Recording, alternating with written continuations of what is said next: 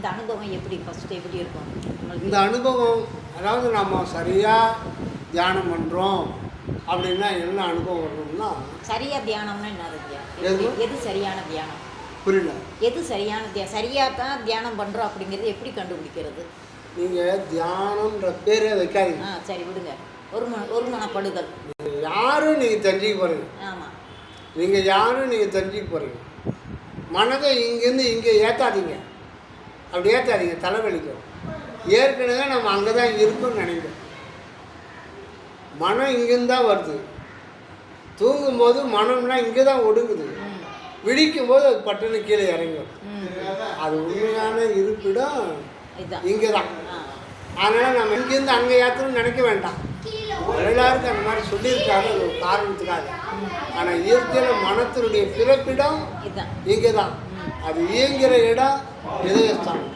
அதனால் இங்கே வந்து எல்லாமே ஈஸி தான். அந்த காலத்தில் சத்விசாரம் வரலாறுக்கு முன்பு சத்விசாரம் இல்லாத காலம்லாம் 10,000 20,000 30,000 வருடங்கள்லாம் இவ்வளவு உண்மை கிடையாது அப்போலாம் தெரியல. அதனால் சமாதி கூடிடணும். சமாதி கூடிட்டால் பிறகு இருக்காது. சமாதி கூடுறதுக்கு ரொம்ப கஷ்டம். ஒரு ஆசிரமத்துக்கு போய் அவங்க சொல்கிறதுலாம் கேட்டால் 12 வருஷம் ஆகும். ஒரு ஸ்டேஜ் முடியறதுக்கு 12 வருஷம் அவங்களுக்கு சேவை செஞ்சு அவங்க சொல்கிற சாதனத்தை கடைபிடிச்சா 12 வருஷம் கழிச்சா கொஞ்சம் அந்த குரு கொஞ்சம் மேலே ஏறுவாங்க. இடையிலேயே பல பிரச்சனைலாம் வரத்துக்கு உண்டு. இப்படி பல 12 அது கூட வயசாகிடும். அது மாதிரி எத்தனை பிறகு சிலர் என்ன பண்ணுவாங்க, உடனே சமாதி கூறத்துக்கான முயற்சி பண்ணணும். அதுக்கு என்ன பண்ணுவாங்க, இந்த மனதை அடக்க முடியாது. மனதை அடக்க முடியாது. அதனால் வீட்டை விட்டு வா, கொண்டாட்டி இருக்கு சாமி, 2 குழந்தைங்க, அது கர்ம வினை பிரகாரம் நடக்கும். நீ ஒன்றும் பயப்பட வேண்டாம். நீ முக்தியடின்னு ஆசைப்படுறியா, அப்படியே விட்டுட்டு வா. இப்படி தான் கூப்பிட்டு வந்துட்டாங்க எல்லோரும். புத்தராகட்டும் சமணராகட்டும் எல்லாமே. ஒழிவில் எடுக்கத்தில் கூட இருக்குது. அப்படி வேணா பாருங்கள். வரலாறு பதிப்பித்த ஒழிவில் எடுக்கத்தில் கூட இது புக்கு கிடைச்சா நீ வீட்டை விட்டு வந்துடு வெளியில். அந்த மாதிரி தான் இருக்குது. அந்த காலத்தில் துறவரம் தான். பட்டத்தார் பத்திரகிரியார் துறவரம். வரலாறு துறவரத்தை கண்டித்தான். நீ வீட்டில் இருந்த தொண்டு செய்ய முடியும். தொண்டு செஞ்சால் தான் இறைவனை அறிய முடியும். தொண்டு செய்யாமல் நீ தவம் தியானம் அதெல்லாம் பழக முடியும். நம்ம குடும்பத்தில் நம்மளுக்கு செய்ய வேண்டிய உனக்குன்னு ஒரு கடமை இருக்குது. அந்த கடமையை முடிச்சுட்டு இது பண்ணிக்கணும். அதுக்காக இதிலேயே விழுந்துடாது, விட்டு ஒதுக்காது. தாமரை இளமரம் பட்டு மரம் விருது. கல்யாணம் பண்ணிக்கினேன், போதை பத்துக்கினேன், உன்னை நம்பி வந்தவங்கள திடீர்னு நான் ஞானம் அடைவர் விட்டு போனால் அது பாவம் தான் உன்னை சுற்றிக்கும். அங்கே நீ தியானத்தில் உட்காந்தா தியானம் வரவே வராது. இந்த பிரச்சனை தான் வரும். இது உறுத்தம் அங்கே போய். அந்த மாதிரி காலகட்டத்தில் அவங்க என்ன பண்ணாங்க, மனதை அடக்க முடியலை. மனதுக்கும் சுவாசத்துக்கும் சம்பந்தம் இருக்கிறத கண்டுபிடிக்கிறாங்க. அதிலேயே கை தேர்ந்த யோகிகள் மனதுக்கும் சுவாசத்துக்கும் தொடர்பு. அதை அவங்களுடைய அனுபவத்தை தெரிஞ்சுக்கிட்டாங்க. இப்போ புதுசாக வர்றவங்களுக்கு அது அவ்வளோ நேரம் டைம் செலவு பண்ண வேண்டியதில்லை. பிரணாயாமம் பண்ண சொல்லுவாங்க. பிரணாயாமம் பல முறை பண்ணணும். அடிக்கடி பண்ணிவிட்டு இப்போ நம்ம 2 நாசி துளைகள், 2 நாசி துளைகள்லையும் ஒரே நேரத்தில் சுவாசம் போகாது. இது வந்து இடகலை பிங்கலை. இடகலையில் போகும், இங்கே வரும், போகும். இது சும்மா தான் இருக்கும். குறிப்பிட்ட ட்ரிப்ஸ் மாறின உடனே அதுவாக மாறிக்கும். அப்புறம் இது சும்மா இருக்கும், இது போகும். இதுக்கு பேர் கலை மாறுதல். இடகலையிலேருந்து பிங்கலைக்கு மாறும். இப்படி மாறும்போது சூழ்நிலையில் ஒரு அரை காடரிக்க செகண்ட் நிற்கும், நின்று தான் மாறும். எப்படின்னு கேட்குறீங்களா?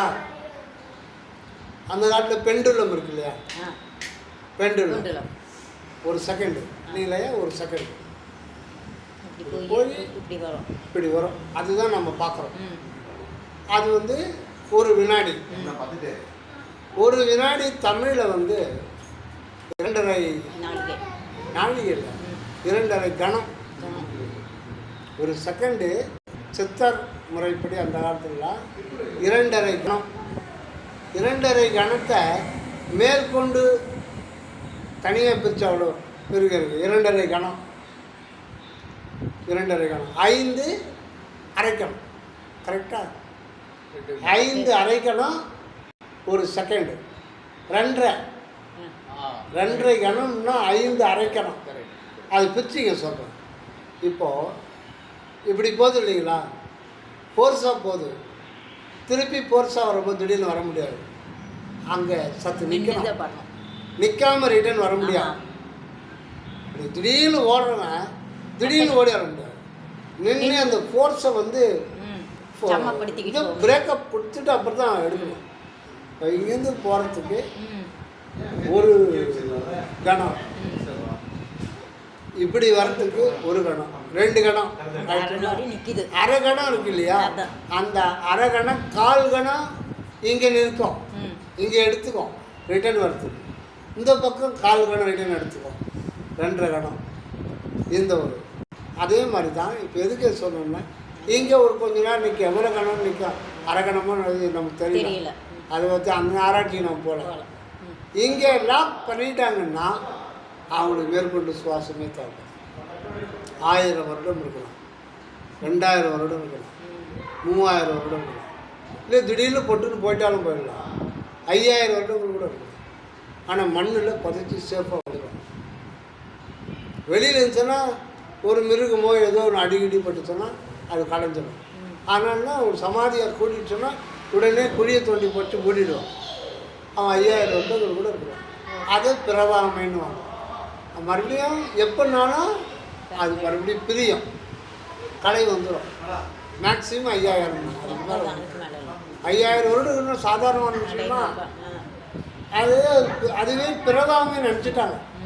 ஆனால் அவங்க என்ன நினச்சாங்க, அப்படியே யுகம் யுகம் ஆனாலும் அப்படியே இருக்கலாம் அப்படின்னு ஒரு தப்பு கணக்கு போட்டாங்க. ஆனால் அந்த மாதிரி இருக்க முடியாது. தேகத்துக்கு தோன்றின தேகம் மாமிச தேகம் ஒளி உடம்பாக மாத்திரன்னா அது ஒரு பிரிஞ்சு தான் போகும். நீ தக்க வச்சுக்கிற, டிலே பண்ணுற, டிலே பண்ணிக்கிற, தாமதம் பண்ணிக்கிற உன்னுடைய கலையாளம். அப்படி பண்ணும்போது மனமே இருக்க. அந்த நேரத்தில் என்ன ஒன்றா இவங்களுடைய இதெல்லாம் வந்து அந்த ஒரு குறிப்பிட்ட ஒரு ஆனந்தம் ஏற்படும், ஒரு ஆனந்தம் ஏற்படும். ஆனால் அந்த ஆனந்தம் கொஞ்ச நேரம் இருந்து மறைஞ்சிடும். ஏன்னா அவங்க தூக்க நிலைக்கு போகிற மாதிரி தான் அந்த கணக்கு சூன்ய நிலைக்கு போய்டும்.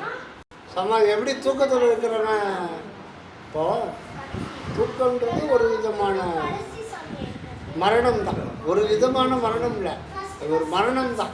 ஆனால் டெம்பரரி மரணம். தூக்கத்தில் நமக்கு ஒன்றும் தெரியாது, சூன்யம்தான். நம்ம தூங்கிட்டு உங்களை பார்க்க வர்றேன், அம்மா பெரியம்மா என்னம்மா பண்ணிகிட்டு இருக்காங்கன்னு கேட்குறாங்க பொண்ணுக்கிட்ட. பெரியம்மா தூங்கிக்கிட்டு இருக்காங்கன்னு சொல்கிறாங்க, அது அவங்க தான் சொல்ல முடியும். நான் தூங்கிக்கிட்டு இருக்கேன்னு நீங்கள் சொல்ல முடியாது. ஏன்னா உங்களுக்கு இருப்பு உணர்வே கிடையாது. அப்படி இருக்கிற பட்சத்தில் நம்ம இல்லாமல் இருந்தோம் இல்லாமல் போகிறோம், அந்த ஒரு நிலையில் தான் நாம் இருக்கோம். அதே நிலை தான் சமாதி நிலைன்றாரு திண்டுக்கல் சுவாமி சொன்னாங்க. சமாதி நிலையில் இருக்கிறவங்க ஏதோ பேரானந்தத்தில் இருக்கிறவங்க கிடையாது. அதனால் சமாதி பழக்கம் இல்லைன்ட்டாங்க. நல்லல சிலர் ஞானம் அடைந்து சமாதி பெறவும் இருக்காங்க.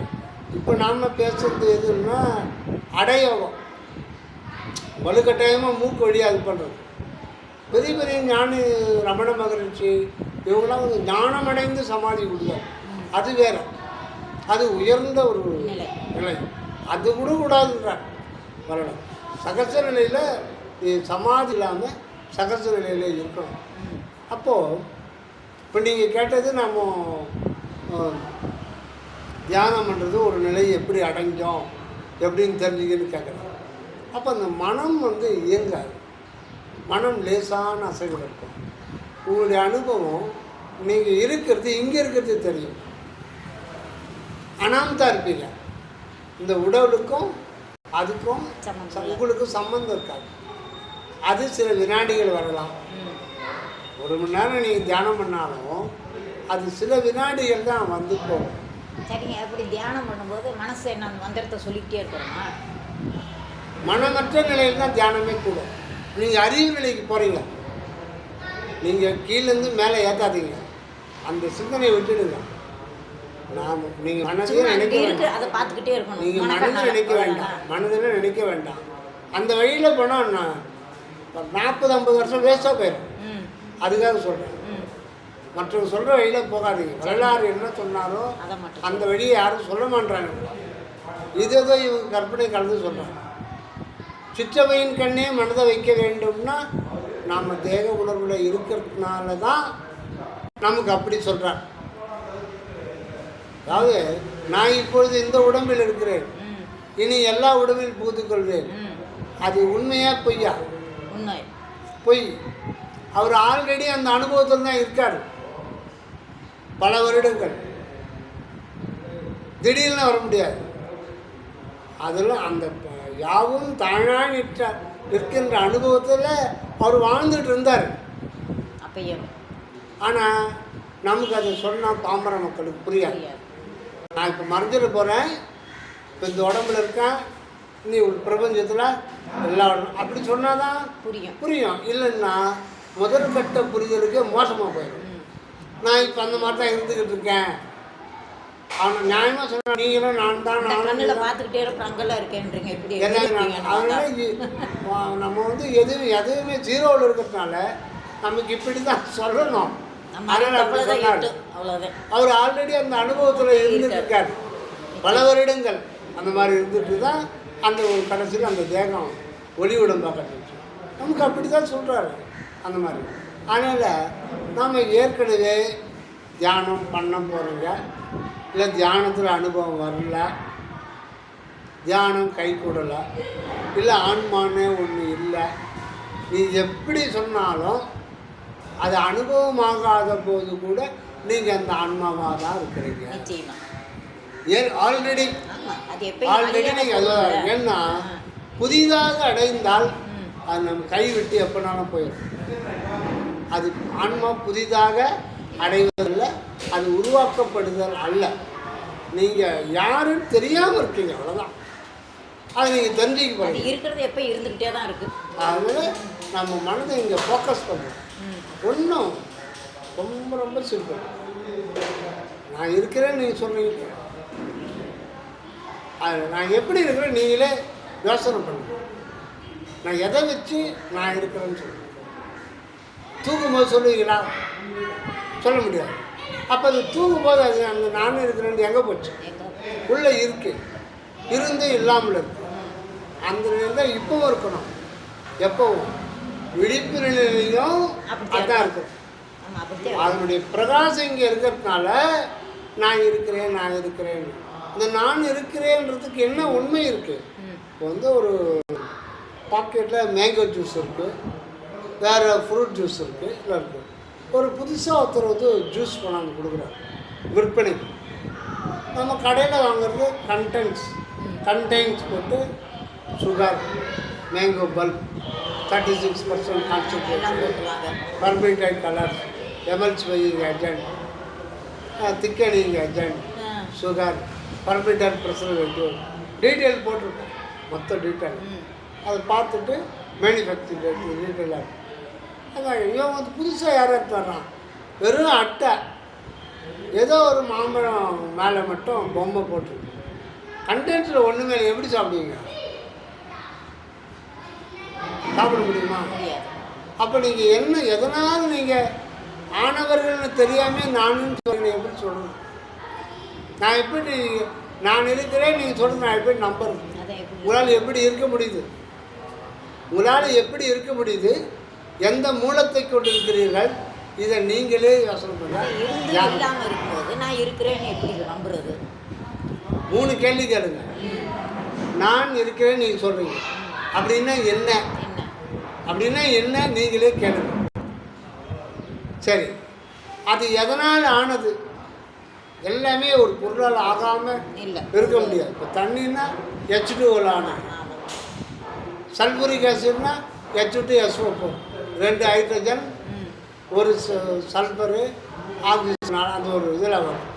சோடியம் குளோரைடுனா உப்புன்னா சோடியம் குளோரைடு, ஒரு சோடியம் அணுவும் குளோரின் அணுவும் தான் உப்பாகும். அப்போ எது எடுத்தாலும் நீங்கள் ஒரு மூலக்கூறு இருக்கணும், இல்லாமல் இருக்க முடியாது.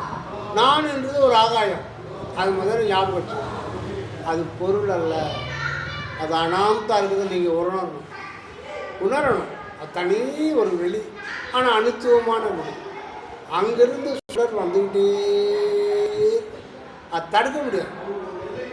நீங்களே நினச்சா கூட இப்போ நீங்கள் இல்லாமல் போக முடியாது, உங்களால் தடுக்க முடியாது. காரணம், அது இயற்கைக்கு சொந்தமானது, இயற்கையினுடைய அனுபவம். அது இயற்கையாக வந்துக்கிட்டே இருக்கு. அதனால் அது தானாக வரதுனால அது நாம கிடையாது. இதுதான் ஞானம் கிடையாது. நான் என்பது நான் அல்ல. காரணம், அந்த நான் இருக்கிறே நான் இருக்கிறது ஒரு உணர்வுமயமான சுடர். அது என் சுதந்திரத்தினாலே நான் விளக்கம் செய்யவில்லை, அது தானாக நானாக விளங்குகிறது. இது எப்போ அனுபவமாகுதோ அப்போ தியானம் சரின்னு.